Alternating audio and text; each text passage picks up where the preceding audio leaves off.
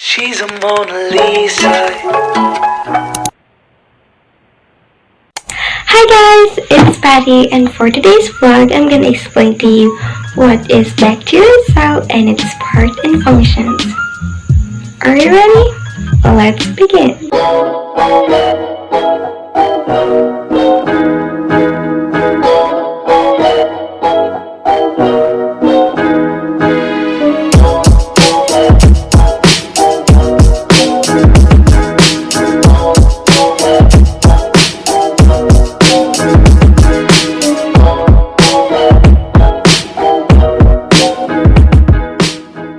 So guys, this is my own bacterial cell model, and unfortunately I didn't make a video of how I made this, but this is the inspirational video where I follow the process.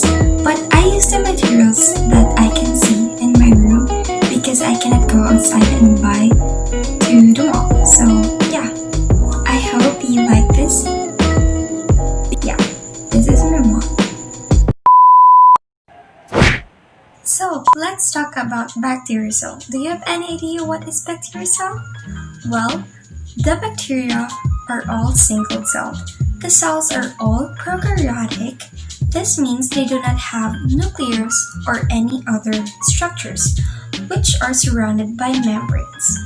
Bacteria also have small, closed circles of DNA called plasmids present in their cytoplasm. So bacteria are the plural form of bacterium, which are microscopic.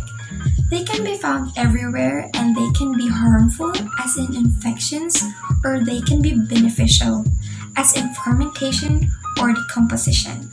So what is the function of bacterial cell?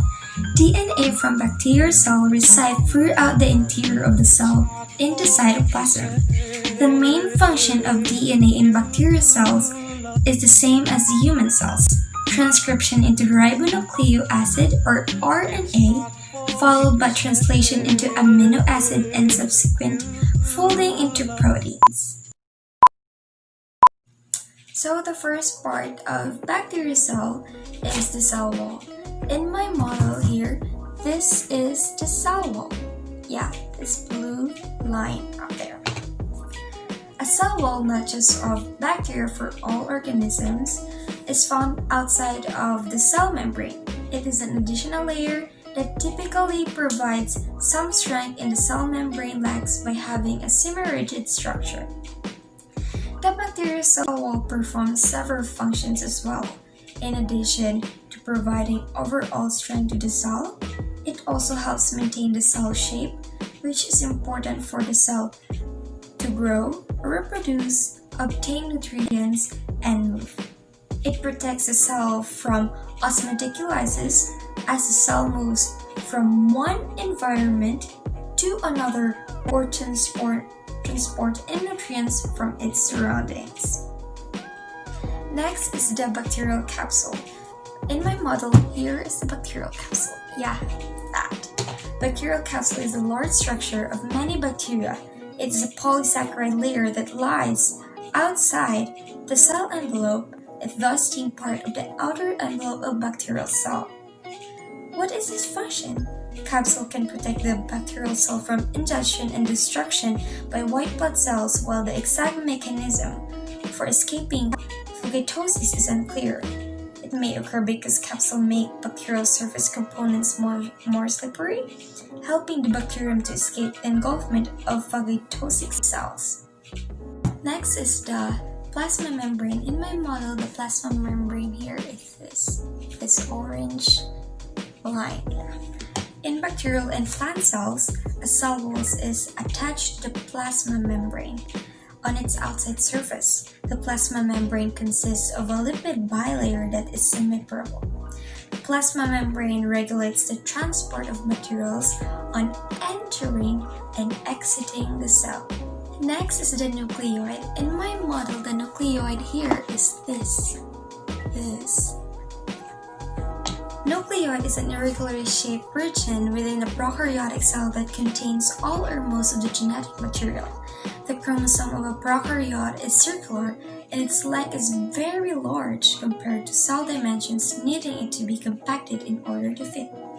The function of nucleoid is essential for controlling the activity of the cell and reproduction. It is where transcription and replication of DNA take place. Next is the ribosomes. In my model, the ribosomes here is this little beads. Yeah, that is the ribosomes. Bacterial ribosomes are composed of two subunits with densities of 50S and 30S as composed to 60S and 40S in eukaryotic cells. Ribosomes function as a workbench for protein synthesis, whereby they receive and translate genetic instruction for the formation of specific proteins. Next is the cytoplasm. In my model, the cytoplasm here is this. Cytoplasm is where the functions for cell growth, metabolism, and replication are carried out. It is a gel-like matrix composed of water, enzymes, nutrients, waste, and gases and contains cells, structures such as ribosomes, a chromosome, and a plasmid, pilus or pili. In my model, the pili here is this pink yarn. A pilus is a thin and rigid fiber made of protein that protrudes from the cell surface. The primary function of pili are to attach a bacterial cell to specific surfaces to the other cells. Some bacteria are able to produce conjugation of pili that allow the transfer of DNA from one bacterial to another. Next is plasmid. In my model, the plasmid here is this. A plasmid is a small circular double-stranded DNA molecule that is distinct from a cell's chromosomal DNA. Plasmids naturally exist in bacterial cells, and they also occur in some eukaryotics. Often the genes carried in plasmids provide the bacteria with the genetic advantages such as antibiotic resistance. The last but not least is the flagellum. In my model, the flagellum here is this. A flagella or filamentous protein structure found in bacteria, archaea, and eukaryotes. Though they are most commonly found in bacteria, they are typically used in propel a cell through liquid. Some eukaryotic cells use flagellum to increase reproduction rates, primarily a motility organelle that enables movement and chemotaxis. So that's all for this video, guys, and I hope you learned something, and thank you for watching. Bye-bye.